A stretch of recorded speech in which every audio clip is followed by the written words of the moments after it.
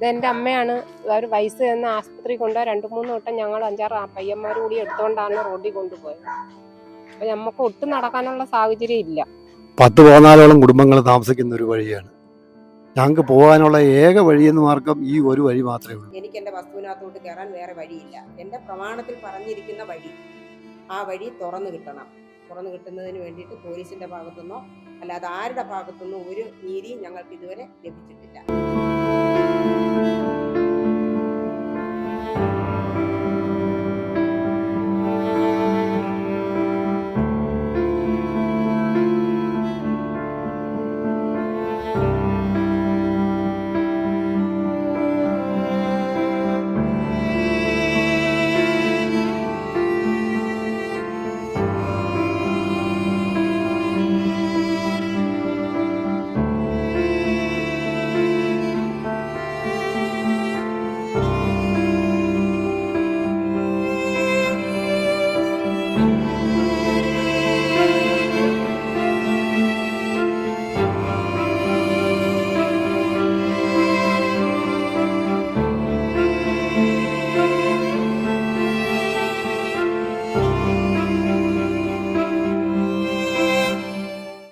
ഇത് മുഴുവനും അവരെ സ്വന്തം വകയാന്ന് പറഞ്ഞ് വഴിയെല്ലാം വെട്ടിയടച്ച് JCB വെച്ച് കുഴിച്ച് ഞങ്ങൾക്ക് പോകാൻ ഒക്കാത്ത രീതിയിലാക്കിയിരിക്കുകയാണ്. ഇപ്പോൾ ഒരു വഴി ഇവിടെ ഇല്ല. നേരത്തെ തെന്നുപ്പാറ തോപ്പിൽപ്പാറ ലൈനിലേക്കുള്ള റോഡായിരുന്നത്. ആ റോഡെല്ലാം അവർ പൂർണ്ണമായിട്ടും വെട്ടിയടച്ചതാണ്. വില്ലേജിൽ നിന്ന് വില്ലേജ് ഓഫീസർ വന്ന് സ്ഥലം സന്ദർശിക്കുകയും എല്ലാ തെളിവ് സഹിതം ഞങ്ങൾക്ക് തന്നിട്ടുണ്ട്. അപ്പോൾ വില്ലേജ് ഓഫീസർ അളന്നതനുസരിച്ച് 2.5 മീറ്ററോളം വഴി കയറുന്ന സ്ഥലത്ത് തന്നെ ഉണ്ട്. അപ്പോൾ അവിടെ നിന്ന് ഇങ്ങോട്ട് വരുമ്പോൾ എല്ലാം 2.5 മീറ്ററോളം, പിന്നെ കുറച്ച് കഴിഞ്ഞാൽ 2 മീറ്ററേ ഉള്ളായിരുന്നു. ഇപ്പം അതെല്ലാം വെട്ടിക്കുഴിച്ച് നമുക്ക് ഒരു തരത്തിലും വരാൻ പറ്റാത്ത രീതിയിലാക്കി. ഇവിടെ ഉള്ളവരിൽ എല്ലാവരും ഓരോ അസുഖക്കാരാണ്. ഞാൻ ഉൾപ്പെടെ. ഞാനൊരു കാർഡ് രോഗിയാണ്. പക്ഷെ എന്നെ ഇവിടുന്ന് എടുത്തുകൊണ്ടാണ് അങ്ങോട്ടും ഇങ്ങോട്ടും കൊണ്ടുപോയിട്ടുള്ളതും തിരിച്ചു കൊണ്ടുവന്നിട്ടുള്ളത്. നമുക്കിപ്പം സഞ്ചരിക്കാനുള്ള ഒരു മാർഗ്ഗവും ഇല്ല. ഞങ്ങളുടെ എല്ലാം വാഹനങ്ങളെല്ലാം പുറത്ത് കിടക്കുകയാണ്. പിള്ളേരെ സെറ്റായാലും ശരി, എല്ലാവരെയും ബൈക്കുകളെല്ലാം പുറത്താണ്. ഇവിടെ വരാൻ നമുക്ക് ഒരു നിവൃത്തിയില്ല. അവർ മുഴുവൻ വെട്ടി അടച്ചിട്ട് നമ്മൾ വരുമ്പോൾ വെട്ടുകത്തിയും വെച്ച് നിൽക്കും. അവർ ഗുണ്ടായുസമാണ് മുഴുവനും.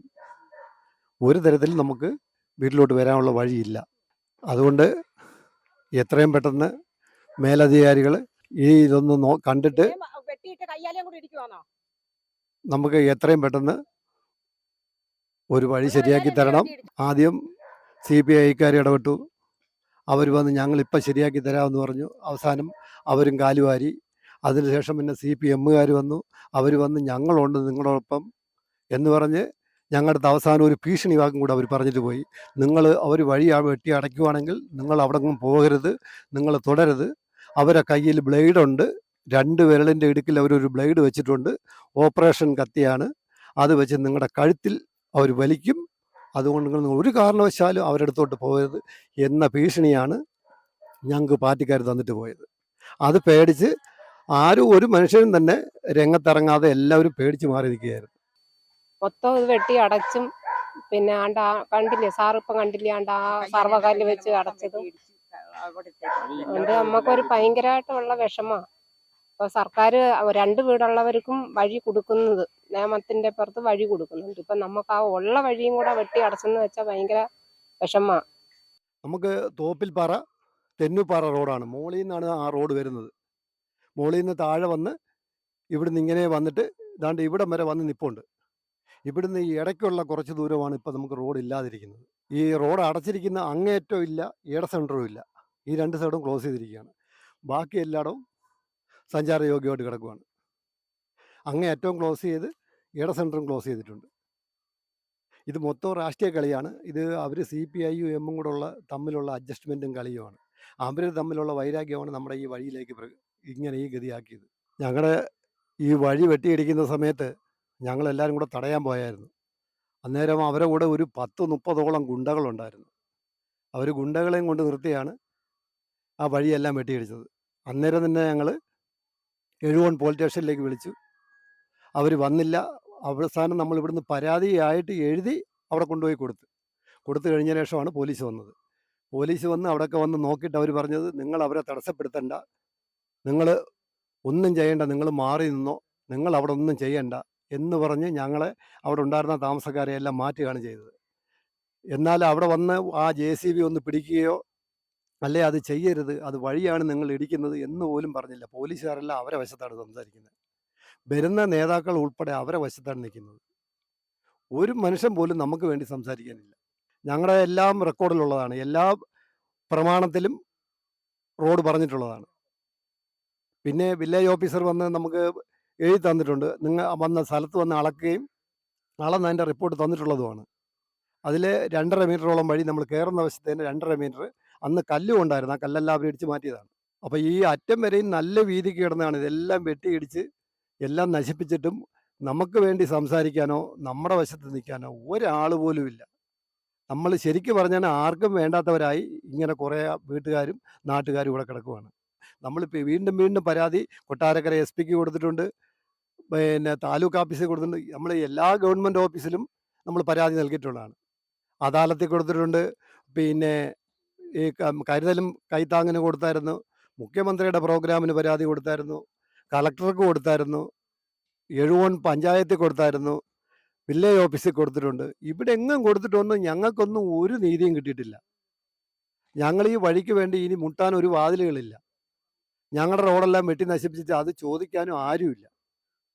ഞങ്ങളുടെ അവസ്ഥ ഇപ്പം വളരെ ബുദ്ധിമുട്ടിലാണ്. ഇതെങ്കിലും കണ്ട് ഞങ്ങളെ സഹായിക്കണം. ഞങ്ങൾക്കുള്ള വഴിമാർഗം എല്ലാവരുടെ റെക്കോർഡിലുള്ളതാണ്.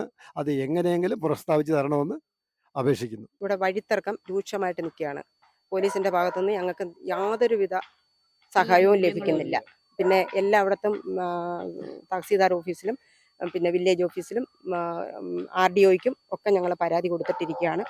ഞങ്ങളുടെ വഴി അവകാശം, ഞങ്ങളുടെ പ്രമാണത്തിൽ വ്യക്തമായി പറഞ്ഞിട്ടുള്ള അവകാശം ഞങ്ങൾക്ക് എല്ലാവർക്കും വേണം. ഈ 8 വീട്ടുകാർ നടക്കുന്ന വഴിയാണിത്. ഇത് എൻ്റെ പ്രമാണത്തിൽ 92 മുതൽ പറഞ്ഞേക്കുന്നതാണ്. ഈ വഴി താഴന്ന് വാളയക്കൂടുന്ന് താഴോട്ട് വരുന്ന റോഡേ വന്നു ഈ ഇതിലെ കൂടെ വന്നിട്ട് 1.5 മീറ്റർ വഴി, അത് കഴിഞ്ഞിട്ട് 4 ചുവട് വഴിയുമാണ് ഞങ്ങൾക്ക് അവകാശപ്പെട്ടത്. ആ അവകാശം നേടിയെടുക്കുന്നതിന് വേണ്ടിയിട്ടാണ് ഞങ്ങളെല്ലാവരും ഒന്നായിട്ട് നിന്ന് പൊരുതുന്നത്. ഈ 4 ചുവട് വഴി തെക്കറ്റം തൊട്ട് കിഴക്ക് പടിഞ്ഞാറ് എത്തിച്ച് വഴിയുള്ളതാണ്, വടക്ക് വരെ വഴിയുള്ളതാണ്. അപ്പം ഇപ്പോൾ ഇവിടെ വന്ന് അടച്ചു വെച്ചേക്കുന്നു. സാറ് കണ്ടില്ലേ ഈ അടച്ചു വെച്ചേക്കുന്നത്? അത് ഞങ്ങൾക്ക് തുറന്ന് കിട്ടണം. ഞങ്ങൾ പോലീസിലും എല്ലായിടവും പരാതിയെല്ലാം കൊടുത്തിട്ട് ഞങ്ങൾക്ക് ഒരു നീതിയും കിട്ടുന്നില്ല.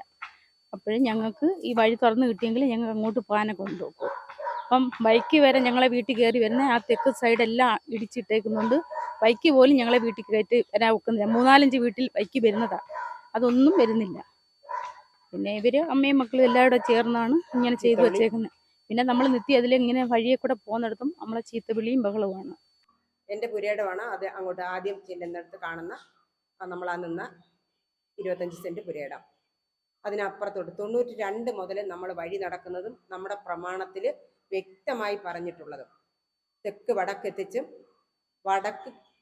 വടക്ക് ഭാഗത്ത് കിഴക്ക് പടിഞ്ഞാറ് എത്തിച്ചും ആ റോഡിൽ ടച്ച് ചെയ്യുന്ന വിധത്തിലുള്ള വഴിയാണ് നമുക്കുള്ളത്.